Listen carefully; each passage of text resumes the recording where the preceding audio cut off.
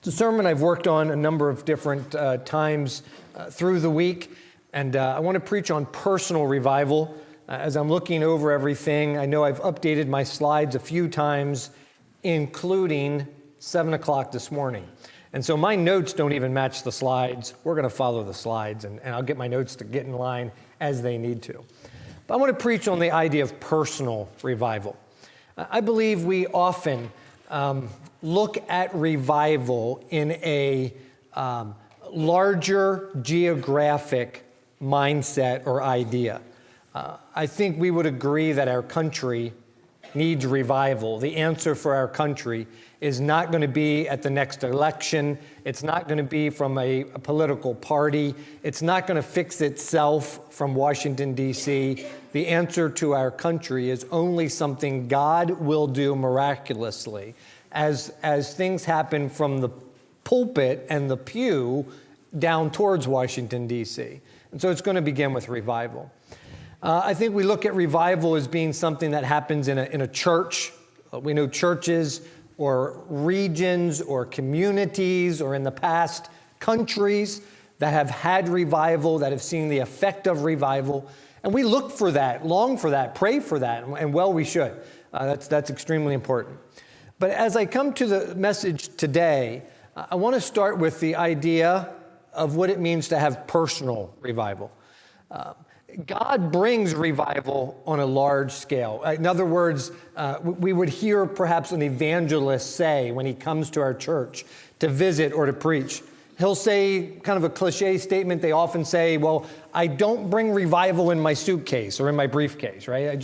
We can't just miraculously make revival happen. We can't just make our church have revival. We just can't make our country have revival. It comes when God outpours something special upon us at a time when it's kind of out of our control. It's something that God does in a very miraculous way for us. Today, though, I want to look at the idea of what it means to have personal revival, because I believe, and listen, I don't believe this is often preached. I don't believe there's often many books written on this, but I believe personal revival is a lot to do with us getting us right. Amen. All right? We fix ourselves. We can have personal revival. I may be looking forward to, and I am, praying that God will pour out revival on our church, on our family, on our community, on Dillsburg, on our country. I hope and pray He does that. I don't have a lot of control over that. God does. I'm only responsible for me. But if I want to have personal revival in my life, I believe a lot of it has to do with me getting fixed what I'm supposed to get fixed. And if I fix what I'm supposed to fix, well, lo and behold, I'll have revival in my life. It has a lot to do with me fixing things, and the scripture is going to talk about that. I want to talk about first, though, what it means to have a great outpouring of revival, and I don't think I've looked at that enough. I don't think I've focused on that enough. So let's start there and then work our way back to a personal responsibility, because I think we'll see it in the story that I'm going to share. In the late 1940s, at the conclusion of the World War II era in Europe, there was a small island called the Hebrides Islands off of the coast of Scotland. On those islands, they were in a spot of spiritual decay. The folks noticed, in fact, we often hear this in America today, but the folks noticed that most of their churches had no young people, no kids. It was pretty much just some senior citizens going to churches on Sundays throughout the islands, throughout the denominations. It didn't matter. There was just nothing happening anymore, and there was some concern. There was some concern in particular in a lady's life by the name of Peggy Smith. Peggy was 84 years old.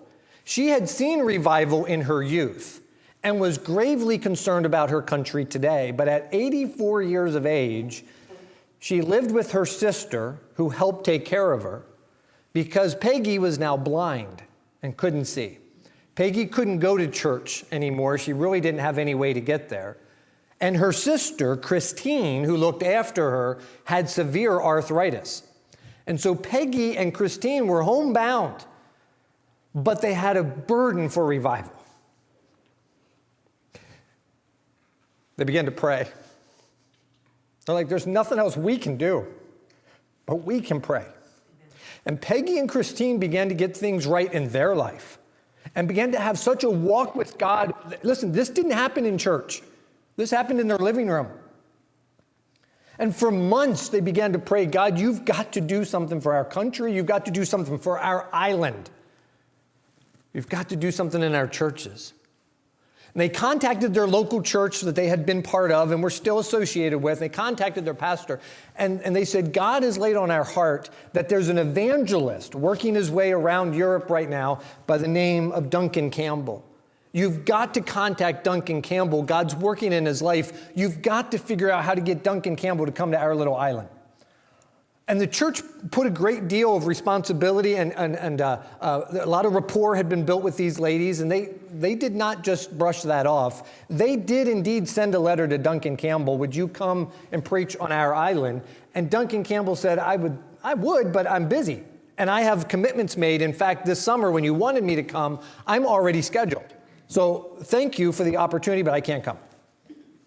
And so they went back and told Peggy and Christine, they're like, we contacted Duncan, but he's just not able to come. And they said, well, then you need to try again because he's coming. And the pastor and the deacons were puzzled by this. And they said, no, you don't understand. God's told us. Mr. Campbell's coming to preach here. You send him another letter. And they did. They sent another letter, another reply to Duncan Campbell. We just want to double check. Are you sure? And he wrote back and said, well, as it would be, the place I was going just canceled. He said, so since you've asked a couple times, there must be something. I'm coming. I'll come. And he came and began to preach. And the churches on that island began to see revival in a great way. It was a revival that lasted in varying degrees for more than 30 years on that little island. By the end of 30 years, the churches were full. Young people had gotten saved and committed their lives to Christ. The churches were alive again with revival. Here's something that happens when revival hits a community like this. They could not find a bar any longer on the island of Hebrides. They had gone out of business.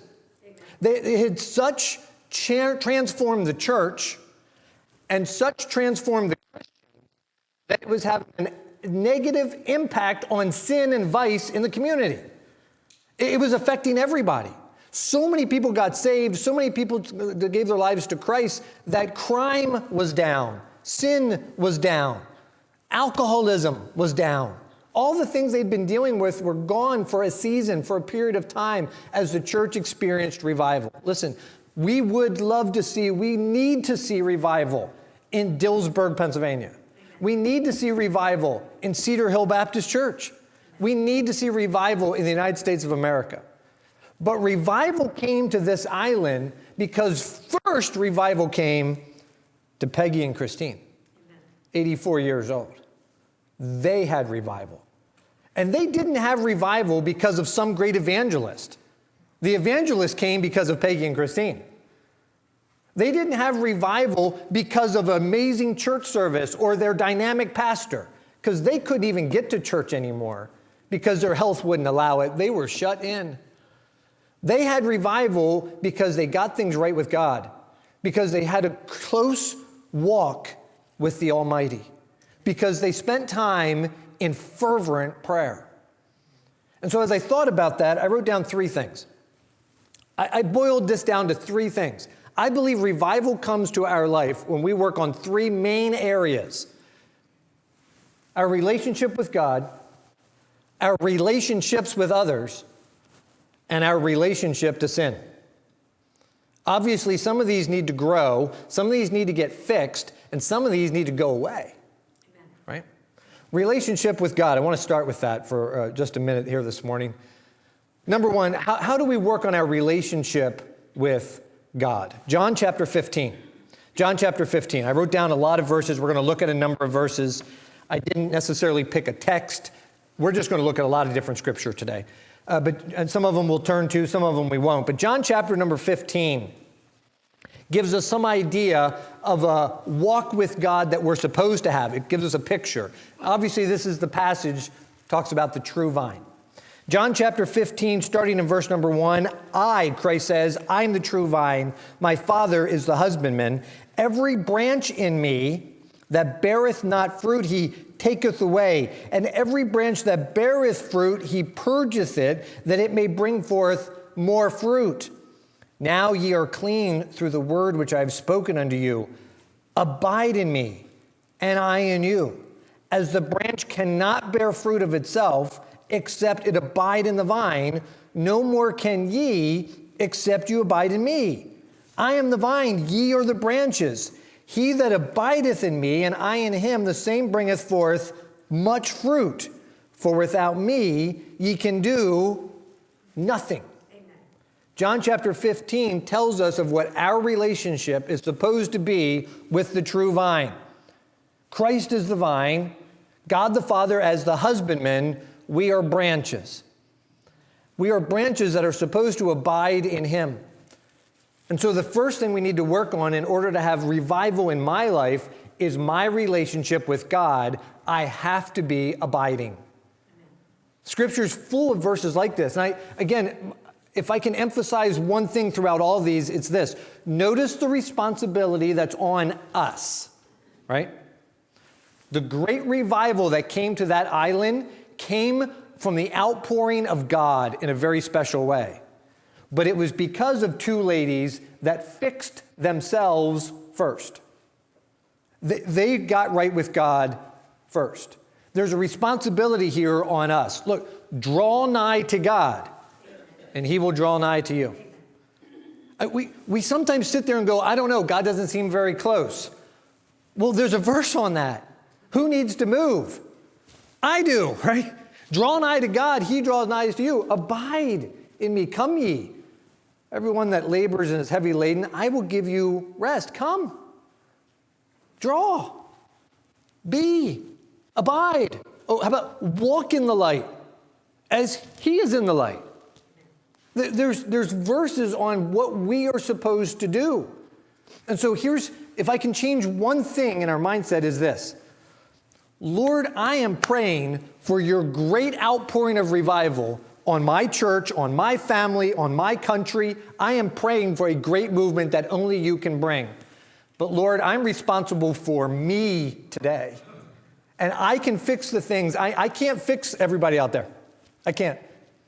Even as your pastor, obviously, I can't change your relationship with God. But I can change my relationship with God. Amen. I can work on that. And while we have such an idea, Lord, someday bring out your hand of blessing upon our country, Lord, I don't need to worry about that in my life. I need to worry about fixing me in my life. There's things I need to deal with. I need to fix. I need to address. I need to put the effort in. You know why I'm not having revival?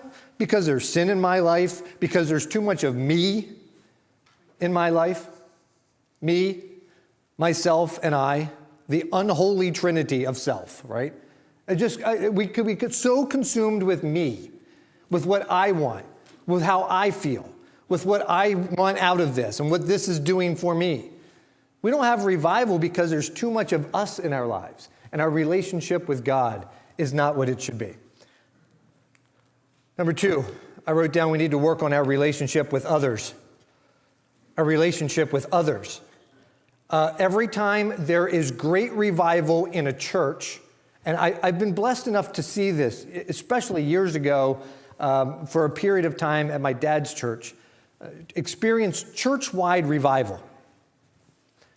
And you know what was the first thing that happened when our church had church-wide revival? When the pastor was preaching, the evangelist came in and he was preaching, and people were starting to get under conviction and knew God was going to do something. The very first thing that happened, listen, was not that everyone got rid of their old dirty books or magazines. That will happen. That wasn't the first thing that happened.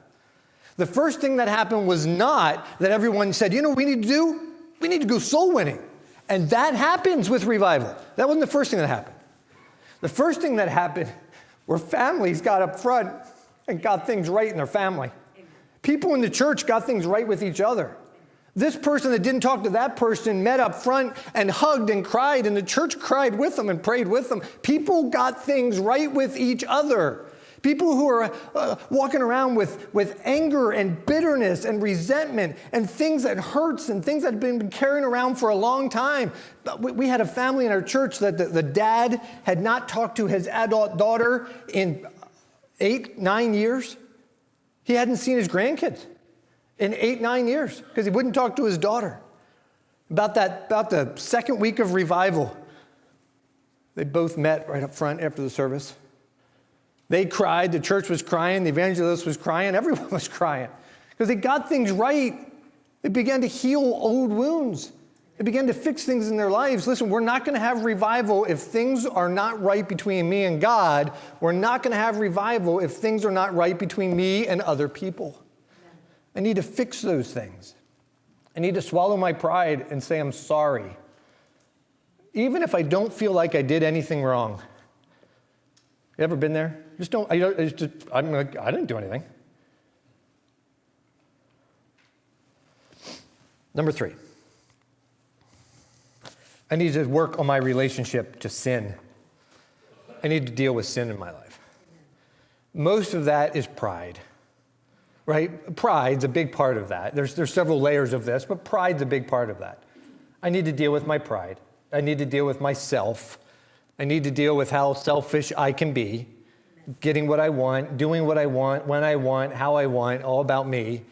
We're more that way than we think we are.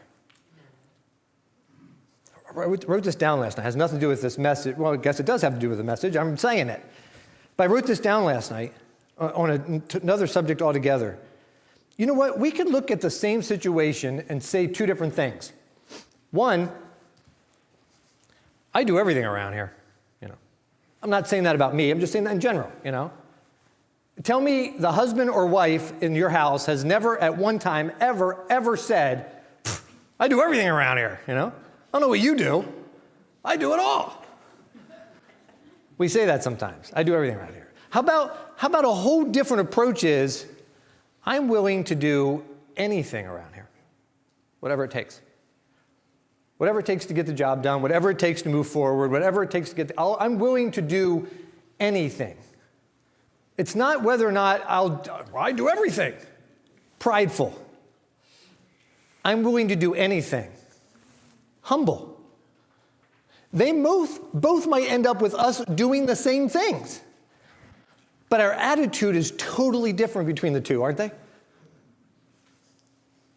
We're willing to do whatever it takes. The work, the effort, the sweat, the work that it takes to get things done. Or do we just need everybody to see what we did? Make sure they all know. Whole different perspective on the attitude there. There's so much that we need to deal with sin in our lives. Hebrews 12:1. Hebrews 12:1.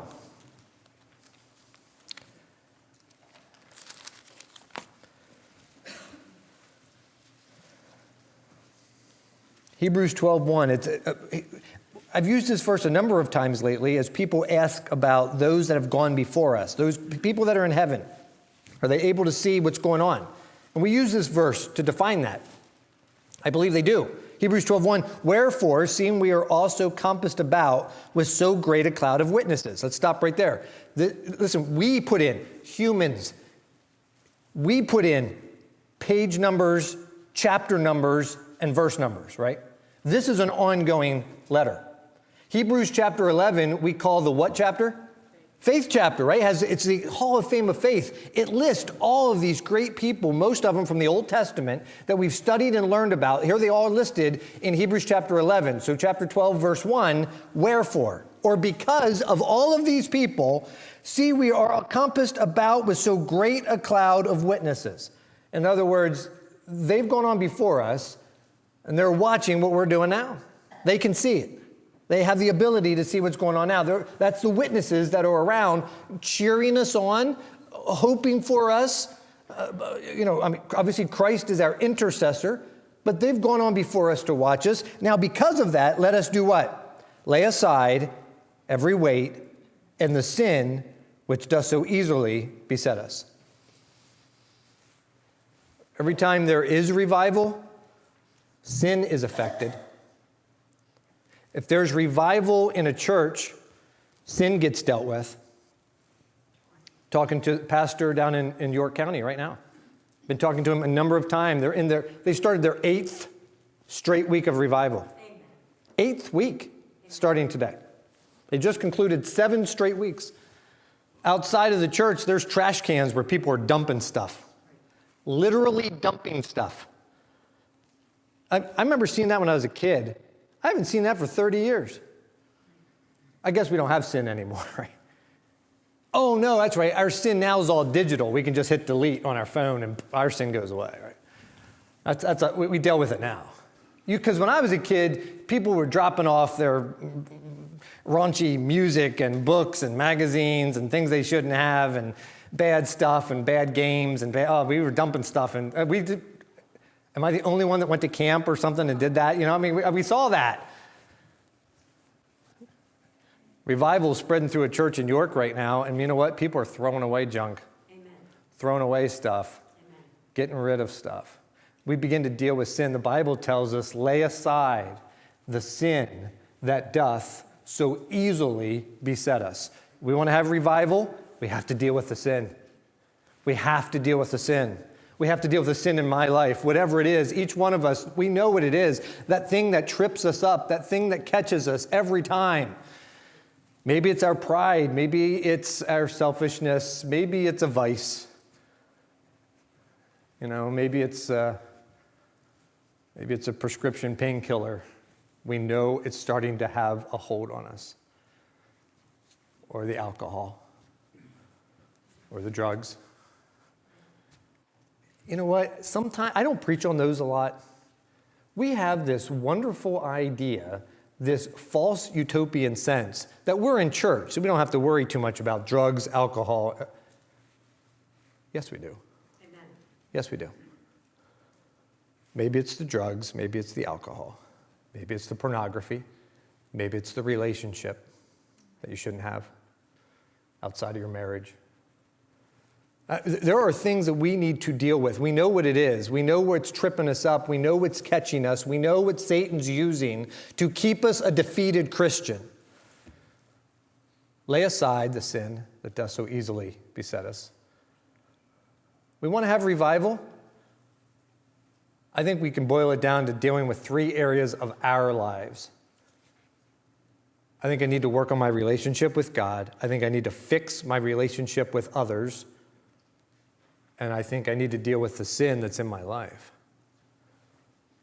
If I did that, if we did that, if we had 6 or 8 or 10 people in Cedar Hill Baptist Church that walked with God the way we're supposed to, that loved others and had a great relationship with others like we're supposed to, and had dealt with the sin in our life, we would have 8 to 10 people in our church with personal revival.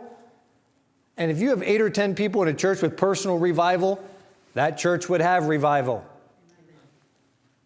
We had 2 little old ladies, 84 years old, that couldn't leave their house, that prayed in revival for their country. We could have revival in our church if we work on us. Work on me. These are some verses I used when I preached this message a year ago. And let me just run down through some. Some of them I've already mentioned. But on each of these that I've listed here, there's about a dozen. I'm just going to read part of a verse, and then we'll pray and close. But on each of these, the Scripture puts the onus on us to take some action. All right? Walk in the light as He is in the light. How about Proverbs 3:6? In all thy ways acknowledge Him, and He shall direct thy paths. Put on, therefore, the whole armor of God. We have to put it on. Resist the devil, and he will flee from you. Lay aside every weight and sin. We just read that in Hebrews chapter number 12. Come unto me, I will give you rest. How about dealing with relationships? Be ye tenderhearted, forgiving one another. Number 9 on my list is from John 15, later down the passage we were just reading, which tells us to love one another. Philippians chapter 4, verse 4, I guarantee you have this written on a plaque, a mug, a bookmark. Rejoice in the Lord always. And again I say, rejoice. Pray without ceasing. Go into all the world. All these require some action on our part, things for us to fix, things for us to work on. I'm serious. I'm convinced that we have become such a mindset that, well, God, I'm just waiting for you to bring revival.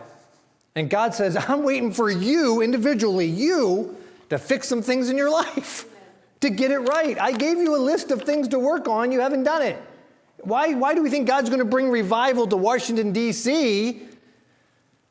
if we're not willing to fix some things in our own lives, to see a revival in my life and in your life?